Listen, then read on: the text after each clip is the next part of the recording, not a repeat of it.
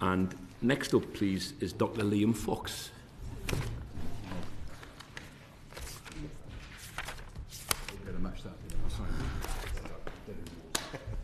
And your application, Dr. Fox, is World Down Syndrome Day.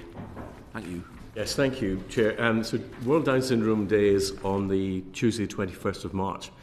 And as you may or may not know, 1 in 1,000 to 1 in 1,100 births, live births now result in a Down syndrome child.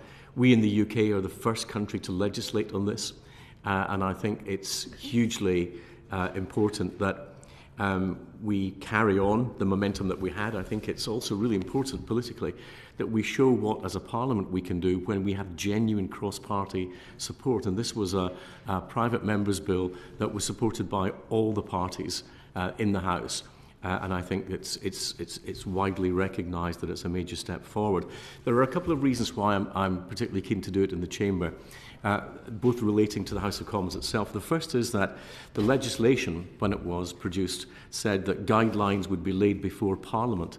Now, that means to me that all the relevant select committees should be able to question in their own domains what this legislation means. That's the Education Committee and the Health Committee and local government. We should be able to get from the Minister in this debate greater clarity of the government's thinking about how that will operate so that we, as a House of Commons, can have proper scrutiny.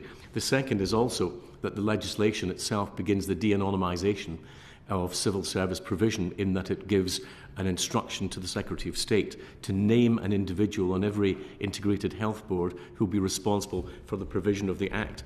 I think we also need to tease out government thinking on that, which is a major precedent set in the provision of public services. And I think that's something that members would want to get the opportunity to do, which we perhaps didn't have when we did the first debate.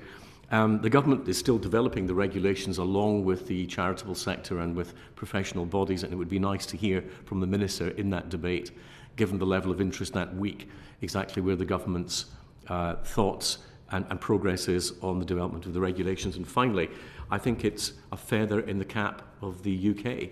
I've had a lot of interest, particularly from individual states in the United States, to see whether they could replicate this type of legislation going forward. And I think that it's good for the House to realise where we've set international precedents by working together. Perhaps, as you say, we don't get all that many opportunities to do so, but I think to celebrate it and take it forward when we can is a big plus for us. It's a big plus for the country. There's an opportunity that I may have the day before to actually speak at the UN on the International Down Syndrome debate. And I think that, showing that the UK has given a lead is positive in every way. Thank you very much indeed. Given the number of speakers,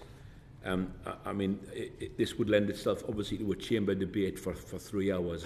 I think a 3 hour, it's hard to gauge, as always, from the number of supporters of these ideas, how many are going to be willing to come and speak on a Thursday. But it has been such a big issue, and it has such a lot of momentum, and so many colleagues did speak during the passage of the bill itself.